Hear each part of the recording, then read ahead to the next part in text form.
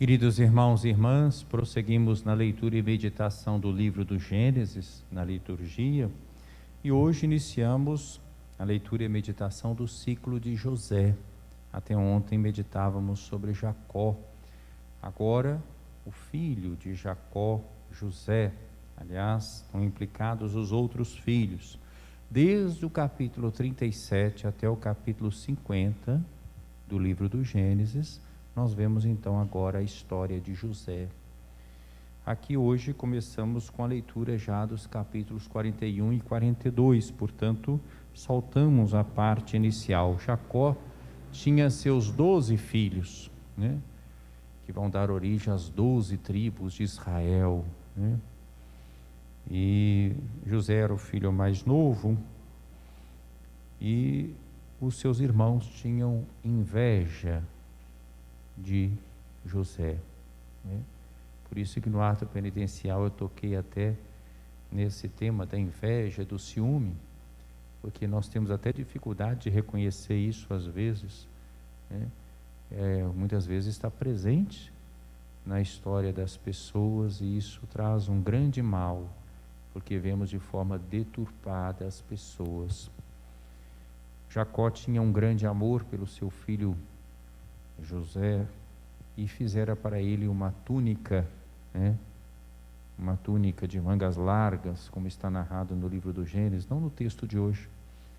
E José tinha também um dom, que era do sonho, sonhos proféticos, sonhos que antecipavam coisas que iam acontecer, que indicavam caminhos de sabedoria, e eles então zombam de José como sonhador. E uma vez, quando eles estavam trabalhando e José vai ao seu encontro, eles então vão agarrar José e vão acabar vendendo José aos mercadores como escravo, e ele é levado para o Egito. Ainda foi uma solução melhor do que outra que foi cogitada, que era matá-lo. Pegaram a sua túnica.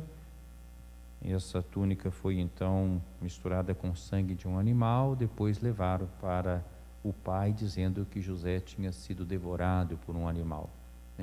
Isso foi um grande sofrimento para Jacó, e José foi como escravo para o Egito.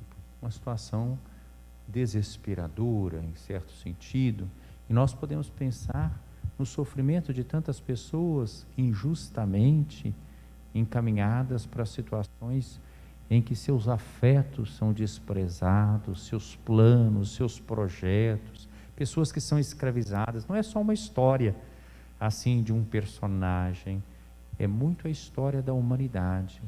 Mas nós vemos que Deus não abandonou José, nem o seu projeto de salvação.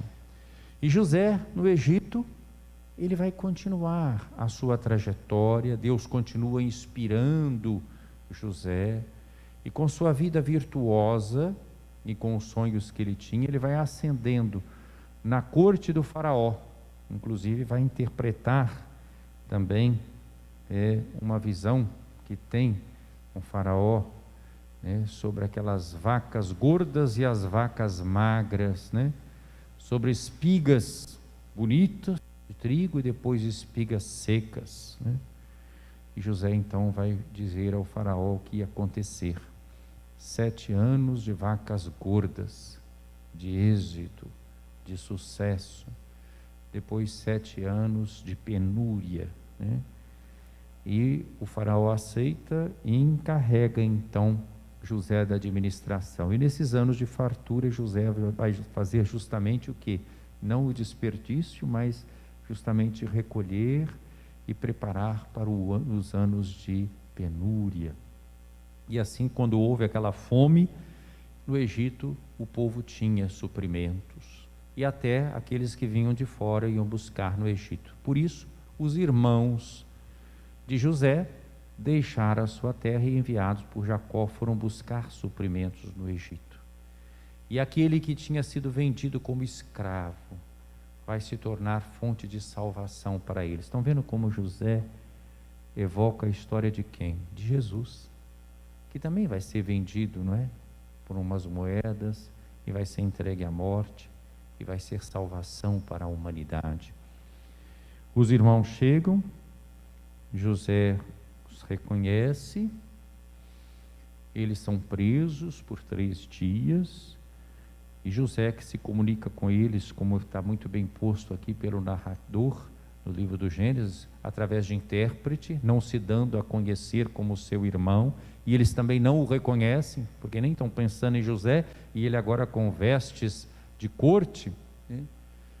E José então coloca essa condição para que eles sejam libertados, que eles possam ir buscar o filho que eles contaram, mais novo, e que José ainda não conhece, irmão de José, filho da mesma mãe de José, que nascera Benjamim, o último filho, né, de Jacó, completando os 12, né? E aí um ficaria como refém, e assim foi feito. E eles dialogam na sua própria língua, sem saber que José os compreendia, porque José comunicava com eles através de intérprete. E vemos quando eles contam, e aí José vai percebendo que realmente eles mudaram de mentalidade. Eles já se reconheciam como responsáveis pela injustiça que fizeram com José, né? E viam aquilo como uma espécie de castigo, né? E José se retira e chora, assim como Jesus, que chora sobre Jerusalém, assim como Jesus que pede perdoai-lhes, não sabe o que fazem. José vai mostrar depois o perdão, vai acolher a todos, né? Não vai ser vingativo.